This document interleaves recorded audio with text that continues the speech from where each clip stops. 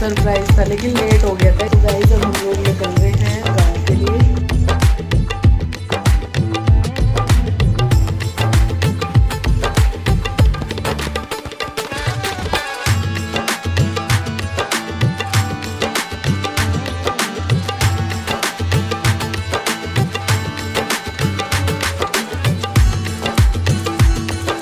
Hello guys, welcome back to my channel. कैसे हैं आप सब? आई होप आप सब अच्छे होंगे। एंड मैं आ गई हूँ आपके लिए एक और नया व्लॉग लेकर। तो ये वाला व्लॉग गाइज़ फ्राइडे का ही है, मॉर्निंग का, मतलब 10-11 बजे का ये टाइम था। और इस टाइम तक ना आज मेरा पूरा घर का काम कंप्लीट हो गया था, झाड़ू पोछा वगैरह सब कुछ A to Z, डस्टिंग, नाश्ता वगैरह सब।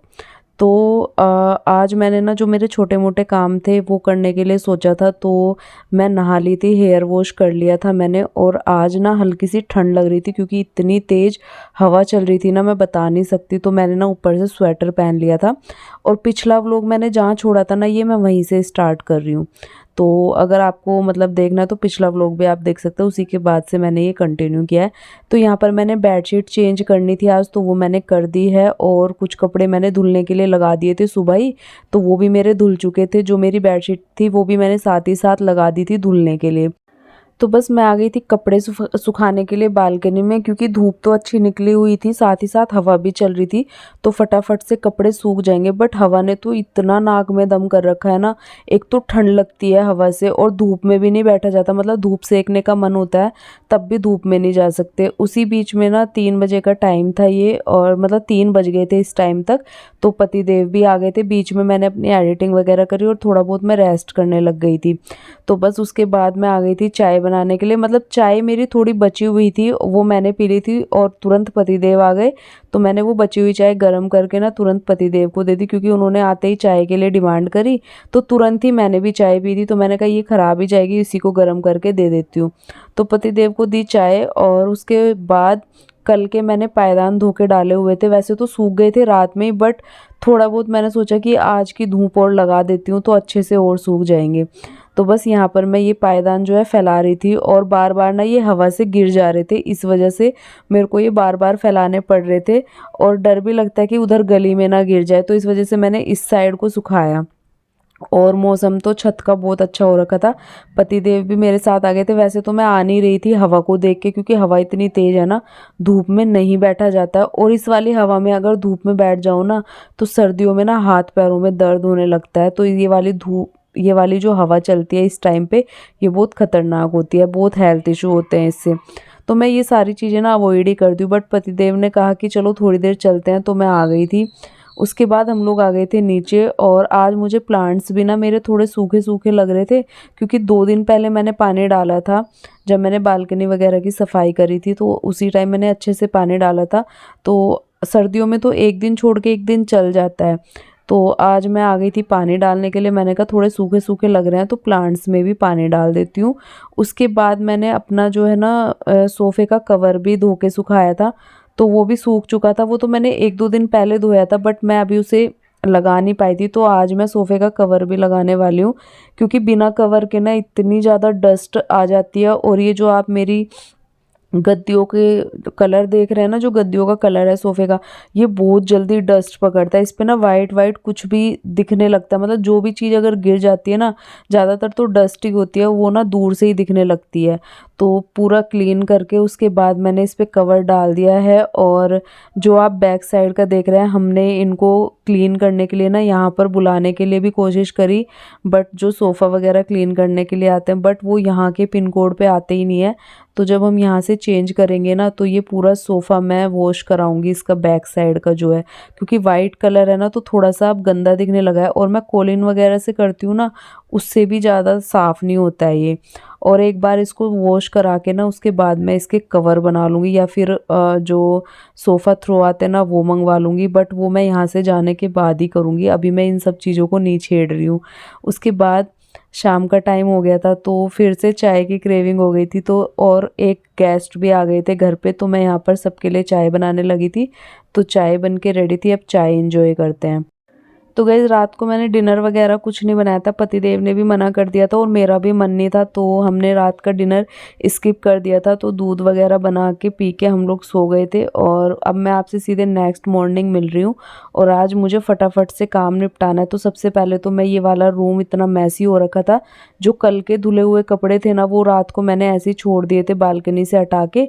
तो सुबह सुबह पहले तो आज मैं इनको ठीक करने के लिए आई हूँ और आज हस्बैंड भी घर में ही है, आज वो ऑफिस नहीं जा रहे, तो इस वजह से मेरे लिए थोड़ा इजी भी हो गया। तो वो भी मेरी थोड़े बहुत कामों में हेल्प करा देंगे, क्योंकि उसके बाद हम लोगों को कहीं जाना है, वो आपको इसी व्लॉग में पता चल जाएगा कि हम लोग कहाँ जा रहे हैं।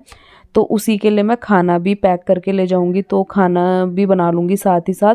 तो आलू बॉईल कर दिए थे मैंने सुबह उठते ही, और आज थोड़ा सा लेट भी उठे थे क्योंकि ऑफिस नहीं जाना था पतिदेव को, इस वजह से। तो बस झाड़ू पतिदेव ने लगाई है और मैंने कपड़े वगैरह ठीक ठाक किए।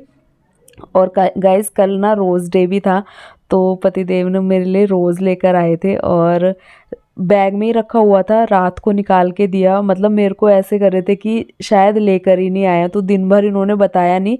दिन में तो ये जल्दी आ गए थे, बट इन्होंने बिल्कुल नहीं बताया कि ये मतलब लेकर आए हैं। बैग में रख के रखा और रात में दिया जब हम सोने के लिए जा रहे थे ना उस टाइम पे। तो मतलब ऐसे सरप्राइज़ करता, मैंने सोचा नहीं लाए होंगे, हर बार तो लाते हैं, चलो कोई बात नहीं। अगर एक आध बार रह भी गया तो कोई इसमें बड़ी बात नहीं होती है। तो प्यार बरकरार रहना चाहिए, बस वो वाली चीज़ें हैं। तो फिर भी ये लेकर आए थे, इन्होंने बैग में छुपा रखा था, तो इन्होंने दे दिया था, तो मैंने आपको दिखा रही थी यहाँ पर। तो उसके बाद ना मैं सब्ज़ी की तैयारी कर रही थी, तो मैंने यहाँ पर मसाला पका लिया, टमाटर, हरी मिर्च, जीरा डाल के उसको पका के सारे बेसिक मसाले ऐड करके थोड़ी सी मटर भी ऐड कर दी, जिससे कि वो जल्दी से सॉफ्ट हो जाएगी।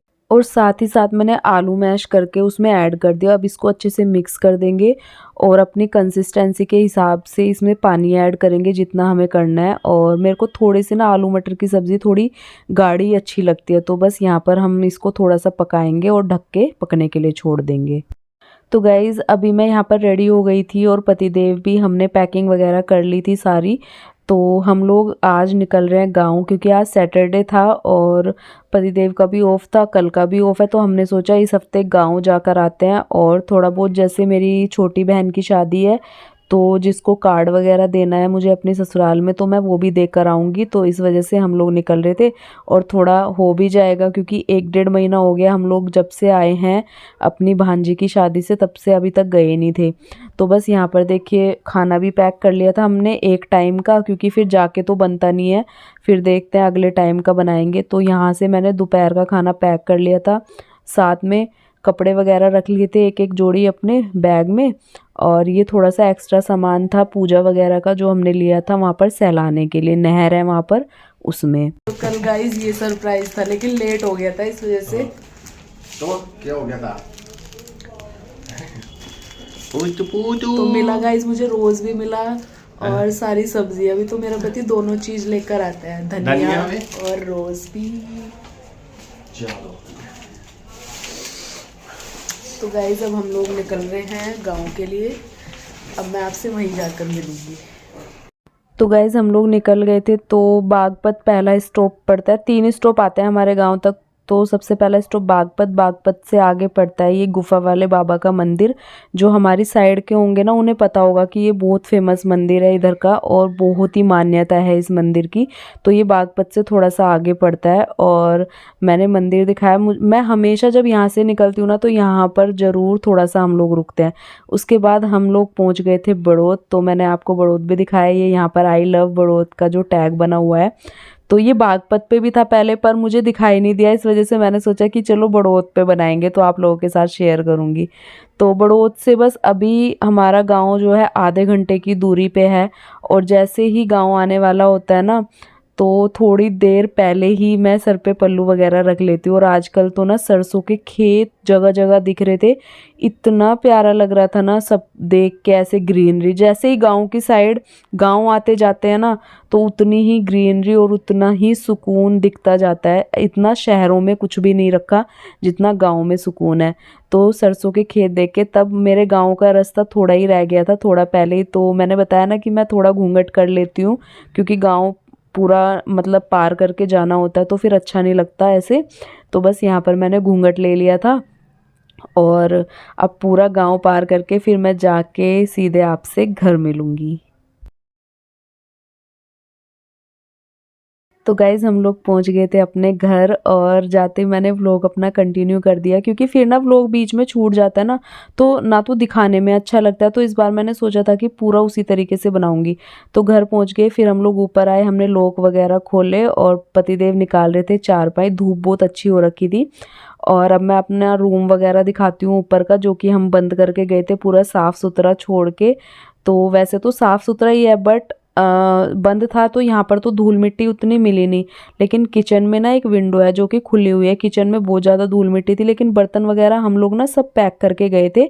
तो बस यहाँ पर पतिदेव ने मंदिर में प्रणाम किया सबसे पहले, और फिर मैंने थोड़ा सा आपको व्यू दिखाया। और उसके बाद यहाँ पर मैंने अपने ड्रेसिंग को भी मैं पूरा कवर करके गई थी, वो भी हटाया। और क्योंकि सारी चीज़ें ना कवर इसलिए करके गए थे, क्योंकि कभी कभी जैसे हम लोग महीने 1.5 महीने में जाना होता है, तो फिर जाके ना सारी चीज़ें हटाओ तो बिना धूल मिट्टी के मिलती है। तो सारी चीज़ें ना हमें एज इट इज़ मिली थी, जैसे हम बिल्कुल पैक करके आए थे। और अगर खुला छोड़ के आते ना तो सब पे धूल मिट्टी जमी हुई मिलती। और पतिदेव ने तुरंत, जो दीदी है ना जो मेरे साथ हेल्प कराती हैं जब मैं गांव में आती हूँ, तो उनको हमने पहले ही बोल दिया था कि आके ना मतलब झाड़ू पोछा कर देना। तो वो अभी आई थी, उन्होंने पूरा देखे झाड़ू पोछा करके पूरी डस्टिंग वगैरह करके वो चली गई हैं अब तो। और उस बीच में मैंने शूट नहीं किया क्योंकि मैं भी बहुत थक गई थी, और आज ना मेरी तबीयत भी ठीक नहीं है गाइज़। पूरा ट्रैवल में ऐसे ही करके आई हूँ, मेरे मतलब पेन था थोड़ा पेट में और थोड़ी दिक्कत भी हो रही थी आज तो। लेकिन आना ही था गांव में, तो इस वजह से तो मैं आज पूरा 2 घंटे का ट्रैवल करके आई हूँ ना, तो थोड़ा सा वो हो गया था।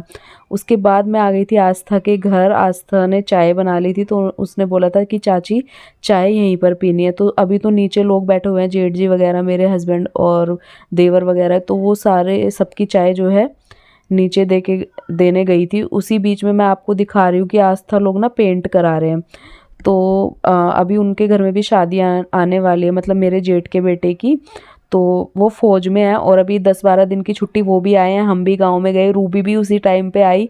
तो हम सब लोग फिर से मिल लिए, वरना तो हम उसी शादी में मिले थे, तनु की शादी में, अपनी नंद की बेटी की। और उसके बाद अभी मैं आज सैटरडे में हम लोग भी आए, आज ही रूबी भी आई है और शुभम कल आ गए थे, मतलब जिनकी शादी है। अभी तो नहीं है, अभी टाइम है शादी में, बट ये लोग अभी पेंट वगैरह करा रहे हैं और बहुत सुंदर डेकोरेट कर दिया है। और पेंट भी इतना अच्छा कराया ना, बहुत प्यारा दिख रहा था। और अभी तो बाकी है, गेट विंडो वगैरह भी बाकी है, काफ़ी सारी चीज़ें। तो जब पेंट होता है ना ऐसे ही फैला रहता है, बेचारी का काम निपटता नहीं, इतना मतलब मेहनत कर रही है ना पूरा। क्योंकि पेंट होता है तो सारे में छींटे वगैरह लगते हैं, तो वो हटाने में बहुत मेहनत लगती है, तो वो साथ साथ ना लगी रहती है। उसके बाद पतिदेव चले गए थे खेत में घूमने, उसी बीच में हम लोग वहाँ पे चाय पानी पी रहे थे, और ये लोग भी चाय पानी पी के ना खेत में आ गए थे। और ये अभी आगे आप देख रहे हो, ये मेरे देवर हैं और वहाँ पर भतीजे वगैरह भी हैं। तो ये इन लोगों का तो डेली का है ही खेत में आना जाना, तो पतिदेव भी थोड़ा टहलने के लिए गए। ये हैं पतिदेव, और इन्होंने वहाँ से वीडियो शूट करके ना ये मेरे को भेजी, तो मैंने आप लोगों के लिए ये इसमें ऐड कर दी। तो ये गन्ने वगैरह खाकर आएंगे। अब मैंने बोला भी था कि मेरे लिए भी लाना, बट ये लाए ही नहीं। चलो कोई नहीं। और अभी हम एक ही दिन के लिए गए थे, इस वजह से तो जितना हो पाया मैं उतना ही आपको दिखा रही हूँ।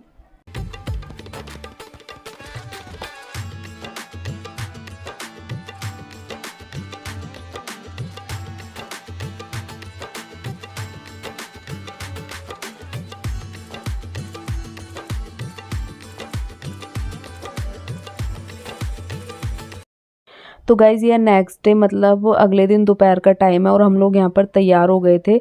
तो आस्था शुभम ने हमें लंच पे बुलाया था। उन्होंने बोला कि चाची आज एक दिन के लिए तो आए हो, क्या अपना किचन फैलाओगे, तो लंच आज यहीं पर करना है।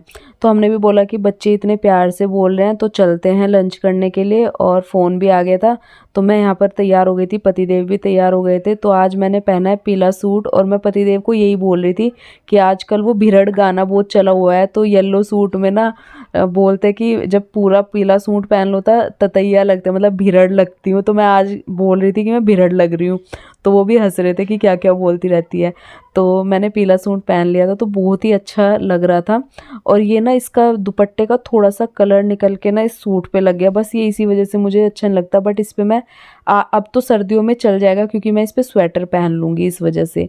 उसके बाद हम लोग चल दिए थे और पतिदेव भी आ गए थे, बस निकल ही रहे थे तो मेरे देवर जी आ गए। और उसी बीच में ना ये लोगों की नौटंकी चलती रहती है। तो एक बेचारे कोई बेचने जा रहे होंगे, ये बुढ़िया के बाल बोलते हैं ना, वो तो उन्होंने उनकी साइकिल लेके वीडियो बनवा ली। उसके बाद चलते हैं आस्था और के घर, और नीचे मेरे जेठ जी वगैरह बैठे होते हैं ना, वहाँ पर मतलब आस्था के पापा वगैरह, तो वहाँ पर मैंने उनके पैर वगैरह छुए। उसके बाद मैं जीने में गई और ऊपर देखा तो आस्था बर्तनों में लगी थी। और आज जैसे ही मैं व्लॉग शूट करने लगती हूँ ना, तो आस्था बोलती है चाची मत करो, मैं देखो मैं कैसी हो रही है, ऐसी लग रही हूँ जैसे काम वाली हूँ मैं इनकी। मैंने कहा कुछ नहीं है, इतनी सुंदर लगती हो वैसे भी। तो वो वीडियो कह रही ऐसे बैक साइड से बना लिया करो प्लीज़, ऐसे मत बनाया करो।